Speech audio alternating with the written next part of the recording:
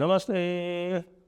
आप सभी से अनुरोध है, कृपया हमारे चैनल को सब्सक्राइब करें, वीडियो को लाइक करें और हमारे धर्मापणः मर्चेंडाइज स्टोर पर भी अवश्य जाएं, जहां चल रहा है डिस्काउंट।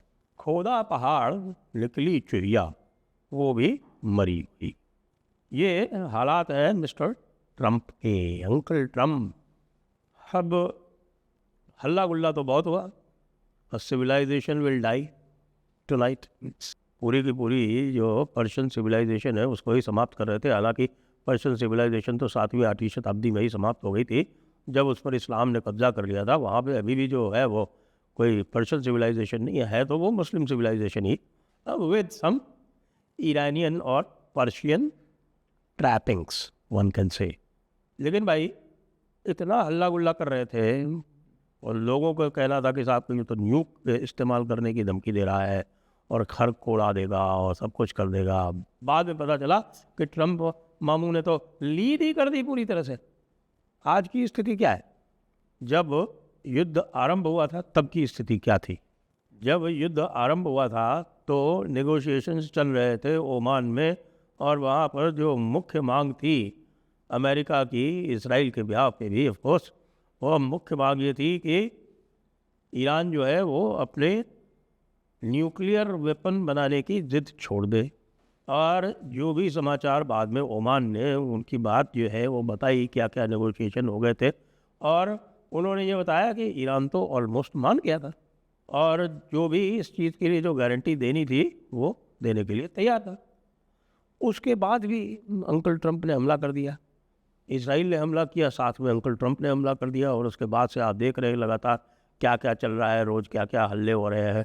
पता नहीं हजारों तो ईरानी मर गए और सैकड़ों तो मैं निश्चित रूप से कह रहा हूँ बड़ी गंभीरता से और पूरे दायित्व के साथ कि सैकड़ों तो यूएस के भी मरे हैं, इसराइली भी मरे हैं। दोनों जगह सेंसरशिप है, आप बता नहीं सकते कितने मरे, लेकिन सैकड़ों तो यूएस और इसराइल के भी मरे। फिर दर्जनों जो है वो आपके जो अरब राष्ट्र हैं उनके मर गए।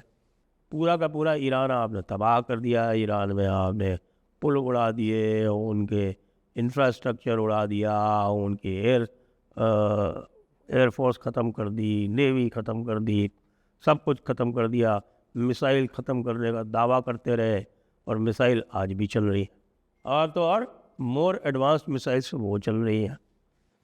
यानी कि ये सारी बातें कुछ सच कुछ झूठ वो मिला के, और लगातार ट्रंप अंकल जो है वो कहते रहे कि हम जीत गए, हम जीत गए और हम जीत गए। अंत में क्या हुआ? अंत में पता चलता है कि 15 पॉइंट प्रपोजल ट्रंप अंकल ने दिए थे और 10 पॉइंट प्रपोजल जो थे वो ईरान ने दिए थे। और ईरान के जो 10 पॉइंट थे उसमें कैसे कैसे शर्तें थी। उसमें ये थी कि साहब के ट्रंप जो है वो मतलब अमेरिका जो है वो अपने सारे बेसेस हटाएगा, अमेरिका जो है वो नुकसान को कॉम्पनसेट करेगा, अमेरिका जो है वो सारी सैंक्शंस हटाएगा, अमेरिका जो है वो हॉर्मुज़ पे ईरान का दावा जो है उसको स्वीकृत करेगा, और मिडिल ईस्ट में जितने भी स्थान है वहाँ सब जगह आप रोकेंगे हमले। ये सारी चीज़ें उसके अंदर है। और हमारे ट्रंप अंकल जो है वो स्टेटमेंट जो भी ईरान ने दिया है, फॉरेन मिनिस्ट्री ने दिया है, उसको अपने ट्रूथ सोशल पर से वो पोस्ट कर रहे हैं और कह रहे हैं कि ये 10 पॉइंट वाला जो है इस फ्रेमवर्क में हमारे जो 15 पॉइंट है वो डिस्कस हो गए। यार जब तुमने फ्रेमवर्क ही ईरान का बना दिया तो भाई साहब ये सरेंडर नहीं तो और क्या है? जो भी समाचार आ रहा है वो ये है कि साहब की हॉर्मुज़ जो है वो उसको वो ईरान के आधिपत्य में दे दिया जाएगा, जिससे कि वहाँ पे टोल लगा के वो अपने नुकसान की भरपाई कर सके। मियाँ जब तुमने शुरू किया था तब तो हॉर्मुज़ फ्री थी। हॉर्मुज़ जो है वो ईरान ने ब्लॉक तो बाद में की, और तुम्हारे जो महान डिफेंस सेक्रेटरी हैं और जो तुम्हारे महान जर्नल बैठे हुए हैं वो इतना भी वॉर गेम नहीं कर पाए कि ये इतना बड़ा लिवरेज है जिसको कि कुछ भी चाहे अमेरिका है इसको क्रॉस नहीं कर सकता, इस लीवरेज को आउटवे नहीं कर सकता। ये आपके कैलकुलेशन में नहीं बैठा। तो अब बताइए स्थिति ये है कि मैं आज ये घोषित कर रहा हूँ, आज का मतलब है दिनांक 8 अप्रैल 2026। आज से जो वर्ल्ड ऑर्डर है, जो दुनिया की संरचना है, इंटरनेशनल ऑर्डर है, वो बदल गया है। और इसमें क्या बदला है? इसमें बदल ये गया है कि यूएस की दादागिरी अब नहीं चलेगी। यूरोप वैसे ही परेशान है, यूरोप भी अब अलग होने की कगार पर है। नेटो समाप्त होगा और RIC और उसका एक्सटेंशन ब्रिक्स जो है वो अब एक वास्तविकता बनके एक वास्तविक इकोनॉमिक ब्लॉक, यानी कि ये ऐसा ब्लॉक था जिसकी अभी तक सेक्रेटेरिएट भी नहीं थी, लेकिन अब ये वास्तविक एक बड़ा ब्लॉक बनके हो सकता है, जो बाद में जाके, मैं मिलिट्री ब्लॉक की तो बात नहीं करता, लेकिन सिक्योरिटी ब्लॉक अवश्य बन सकता है। क्यों? क्योंकि ईरान भी इसका सदस्य है, UAE भी इसका सदस्य है, इजिप्ट भी इसका सदस्य है और सऊदी अरब ने भी साइन कर लिया है। तो जो अरब स्टेट्स हैं, जो मिडिल ईस्ट की जो स्टेट्स हैं, उसमें से 3 तो ब्रिक्स में पहले से ही, और रशिया, इंडिया, चाइना। ये जो कुछ भी हुआ है, ईरान ने जो किया है, वो रशिया और चाइना और कुछ सीमा तक भारत, क्योंकि भारत ने लगातार ह्यूमैनिटेरियन एड पहुंचाई, भारत ने उनसे जो है वो सैंक्शन ऑयल ख़रीदा, भारत ने उनको जो है वो मॉरल सपोर्ट दिया। ये सब होने के कारण ब्रिक्स जो है वो एक वायबल अल्टरनेटिव बन गया है आज। और अब क्या होगा? यूएस ने, लोग कहते हैं, बहुत सारे थिंक टैंक्स कह रहे हैं कि साहब पेट्रो डॉलर को बचाने के लिए किया गया, क्योंकि ईरान जो था वो चाइना को युआन में बेच रहा था और फिर उसके बाद उससे युआन दे के उससे सामान ख़रीद रहा था। जो एक तरह से ईरान की जो इकॉनमी थी वो युआन बेस्ड इकॉनमी बनती जा रही थी। अब क्या होगा? अब तो वो युआन में आपने उसको टॉल वसूलने का भी अधिकार दे दिया, वो युआन में वसूलेगा, या भारत के साथ बातचीत हो जाएगी तो रुपये में करेगा। ईरान से पहले भी भारत की रुपये में ट्रेड होती रही है।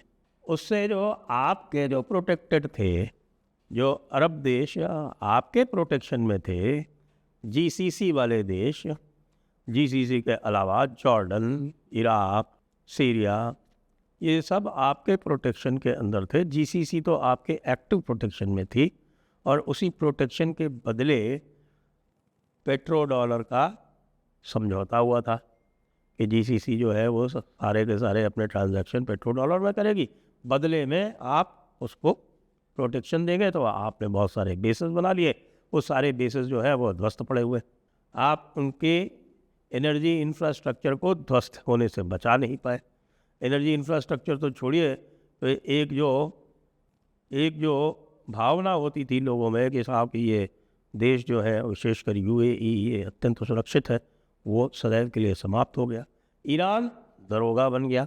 ईरान को चाहे अनचाहे आपने मिडिल ईस्ट का दरोगा बना के छोड़ दिया है, और वो दरोगा जो है वो इस्लामी कट्टरपंथी भी है।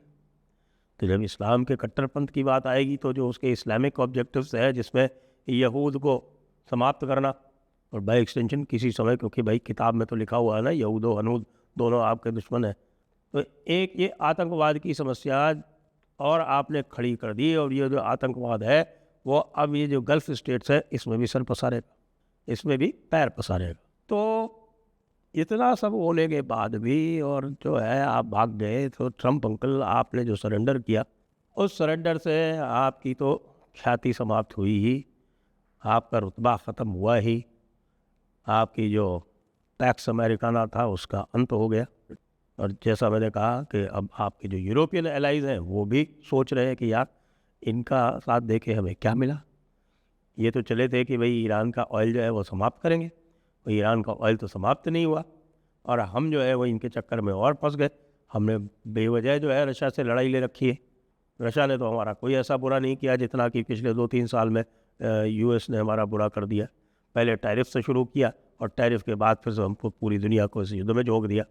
टैरिफ से पहला पूरे दुनिया का इकोनॉमिक आर्किटेक्चर बर्बाद कर दिया, फिर जब US सुप्रीम कोर्ट ने उसको ख़त्म किया तो फिर आगे बढ़ने के लिए या कि एक तरह का डिस्ट्रैक्शन क्रिएट करने के लिए, अपना जो है वो दबदबा दिखाने के लिए ये भाई साहब इस युद्ध में कूद गए। तो नेटो विघटित तो होगा आगे ज़रूर। अब इनकी जो है वो ग्रीनलैंड वाली जो गीदड़-बक्की है, अब वो कोई नहीं मानने वाला। उस ग्रीनलैंड वाले को गीदड़-बक्की ही माना जाएगा। है नहीं, वो गीदड़-बक्की है एक तरह से, और है क्या कि जो ईरान को जीत नहीं पाए।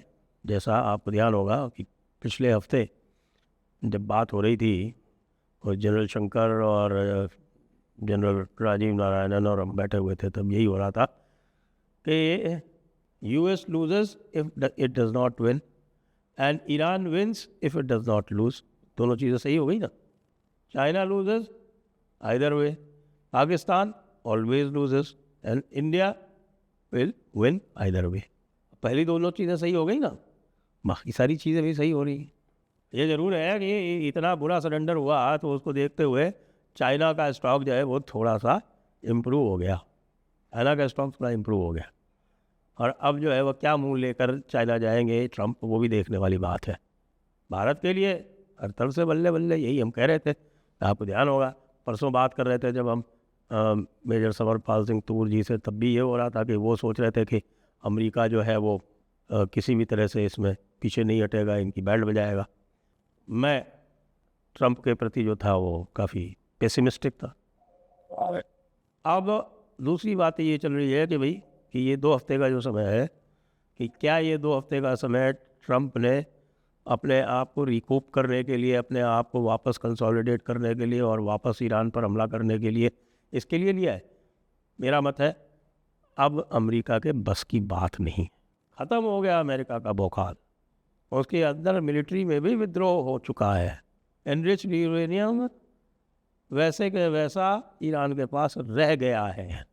और जहाँ तक आप कह रहे हो कि भाई हम यूरेनियम के ऊपर समझौता कर लेंगे, जो आपके 15 पॉइंट हैं, तो वो तो ईरान पहले भी कर रहा था। क्या पाया आपने? तो एक मूर्खतापूर्ण, एक दम्भी व्यक्ति का ये युद्ध जो है, उसकी मैं कहूँगा कि उसकी जितनी भी इमेज थी, उस इमेज के टोटल डिस्ट्रक्शन में ये परिणाम निकला है। और ये बहुत अच्छा हुआ, क्योंकि ट्रंप जैसा जो मेगैलियोमेनियाक था, उसके साथ में यदि होता है तो लोगों को इसका सुख ही होगा, अच्छा ही लगेगा। सामने आपने एक मॉन्स्टर खड़ा कर दिया। Iran is no angel. Iran जो है वो कम से कम 12-13 टेररिस्ट ऑर्गेनाइजेशन दुनिया में सपोर्ट करता है, लेकिन आपने खड़ा कर दिया तो खड़ा कर दिया, निपटेंगे उससे। कम से कम आज तक की तो स्थिति यही रही है कि भाई it is a friendly regime. US was never a friendly regime. हम भारत के अगर ये पॉइंट ऑफ व्यू से देखें, friendly regime has manage to overcome, मैं डिफीट नहीं कहूँगा, has manage to overcome an unfriendly regime. Dollar नीचे जाएगा, तेल भी नीचे जाएगा, बाकी चीज़ों पर टाइम लगेगा, रिकन्स्ट्रक्शन होगा, उसमें भारत का भी रोल होगा, सभी कुछ होगा। बाकी पूरे विश्व के लिए, अधिकतर विश्व के लिए ये अच्छा समाचार है, लेकिन अमेरिका के लिए और अमेरिका के चमचों के लिए बहुत ही बुरा समाचार। जय हिंद, जय भारत, वंदे मातरम।